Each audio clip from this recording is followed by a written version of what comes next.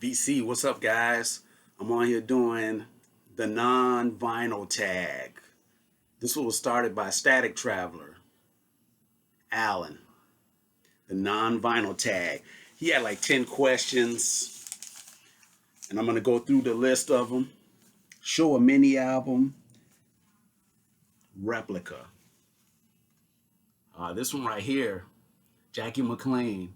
This is actually a CD of the copy of the original album that I own. This is pretty cool. Thousand. There's only 1,000 of these made with the little obi. You pull it out, it looks like a Blue Note. And it comes with the little replica Blue Note CD.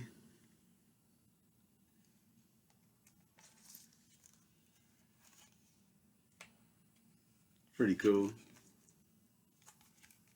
Jackie McLean, Let Freedom Ring. Number 2, show a music-related book. I'm always going back to this one. Bought this one back in the late 90s by Quincy Troop, I'm sorry. Miles Davis autobiography.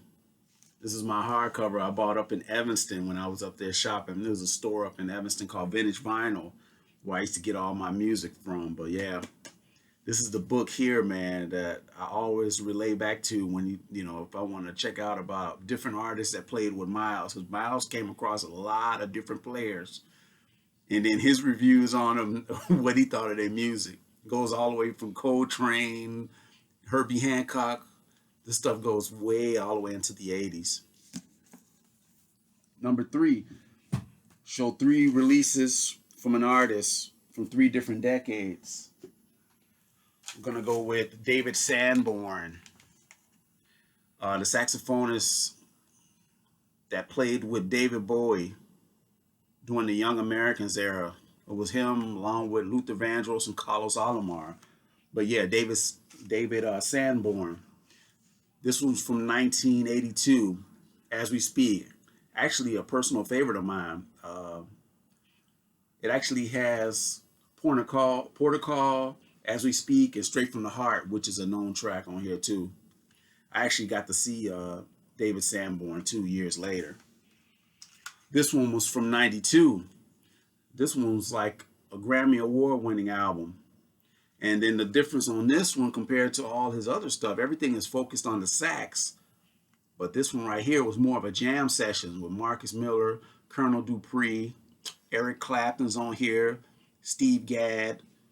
They're all like legendary players. The track on here to definitely check out is Full House. It'll get you moving. And Soul Serenade. That's another classic. But yes, Up Front, David Sanborn. That one's from 92. This one's from 2008. This was actually the tour that I saw David Sanborn on. And the cool thing about it, I got to meet Sanborn.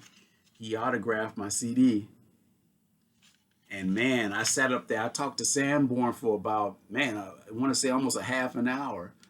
I was talking about David Bowie and the different periods and then the different shows that he played. I've seen him on TV performing with guys like Billy Joel. This guy's a legendary player. But this album right here is him going back to his roots. He was influenced by Hank Crawford. So he had people on this album. It's called Here and Gone. He has Josh Stone and Derek Trucks on here, and also Sam Moore. So this is a different decade. This is 2008. So I got the 80s, the 90s, and the 2000s. Number 4, a box set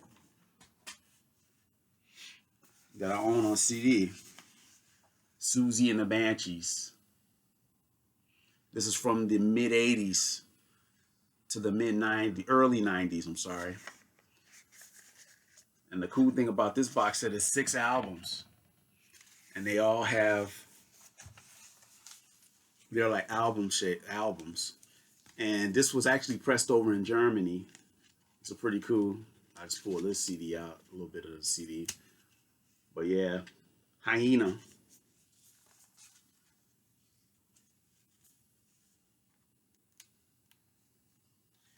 Tinderbox, Through the Looking Glass, which is one of my favorites. This one right here, this is her covers album. She covers Wheels on Fire, Strange Fruit, the Kraftwerk Hall of Mirrors, and she does Sea Breezes, which is Roxy Music, Passenger, which is Iggy Pop, and Little Johnny Jewel, that's Television. But yeah, Through the Looking Glass. It's awesome. It replicates the artwork of the album. Peep Show, Gatefold.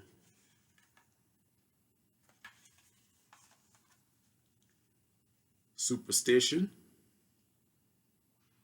Love this out. Love the artwork on here.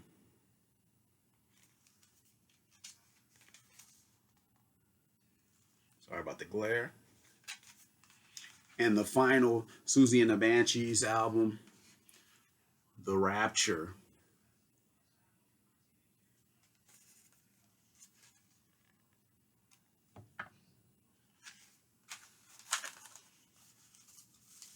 Remastered. All of these are remastered. And they sound magnificent.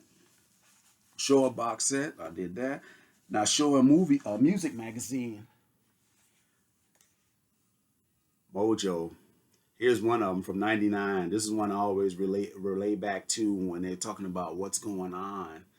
This one right here breaks down the sessions. What Marvin Gaye used to do with those sessions. He smoked marijuana, and he was heavily thinking of different lyrics, practicing. This is a crazy story about the What's Going On sessions, but it's amazing. These books are awesome. The Mojo. And then they did a 60 years of Bowie. They always do a dedication to the different artists. I have a Bowie one, and I also have a REM too that breaks down each year of their stuff. But yeah, this is the Bowie one. Show a non-music cassette. Oh yeah, guys, you remember these? The Maxell X290s. It's funny, man. I found this. I put this on to play. It's a blank cassette. This is so funny. This is a blank cassette. So this is my non-music cassette. Show an album that you haven't heard in 2 years. This one I probably haven't heard in 5 years. This is The Temptations, Sky's the Limit. This one actually has the song Just My Imagination. This was the last album that Eddie Kendricks was on. And then he went solo, but he ended up returning to the Temptations in the 80s, thanks to Hall and Oates doing that, getting them back together. But yeah, this was the album he left. This is my CD copy. Haven't heard this in ages. And they also do a long version of the track Smiling Faces too on here, which is worth checking out. Show a music related DVD. Miles Davis, A Different Kind of Blue. This right here focuses on the electric periods of Miles. I always relay back to this. This one actually breaks down in a silent way, and leading up to the Bitches Brew and the Isle of Wight, the performance that he had. And this interviews him, Santana, and Joni Mitchell, which play a big effect during this period because they was around Miles during that time. So yeah, Miles Davis, Electric, A Different Kind of Blue. Definitely check this out. You can play this right after you watch The Birth of the Cool. They actually go hand in hand, different periods. Show an album that you was disappointed. I'm going to go into the rap realm. This was the classic, The Blueprint, Jay-Z. Very happy with this one when it came out. This one changed the game of rap during the period when it came out. The follow-up, this was a disappointment. I just didn't like this album at all. This is Jay-Z, The Gift and the Curse, The Blueprint Part 2. Uh, it, I just really think that this was rushed. This was a year after. The album came like a year after. So you could tell that it wasn't well thought out. He had a lot of guests on here, Beyonce and Lenny Kravitz, but I really thought this album was rushed. You know, the album that follows this one is when he gets back on course. But yeah, this was a big disappointment for me as far as in the hip hop realm. Show album that you'll never play in front of your parents. Well, I'll show two of them. They're actually connected, but not really connected. They were actually in a group together. This Ice Cube and NWA. These two were the ones I couldn't play around my parents because it was a lot of cursing. So you know when you're listening to the music, you go back and sing it or rap it. But you know, I couldn't rap with this because there was a lot of derogatory and cursing and profanity. I was too young, but to listen to this now, and definitely one that you don't want to play around your parents. NWA, Ice Cube. These are my original cassettes that I used to play back then. Surprisingly, these things still sound good. So those are my non-vinyl tag.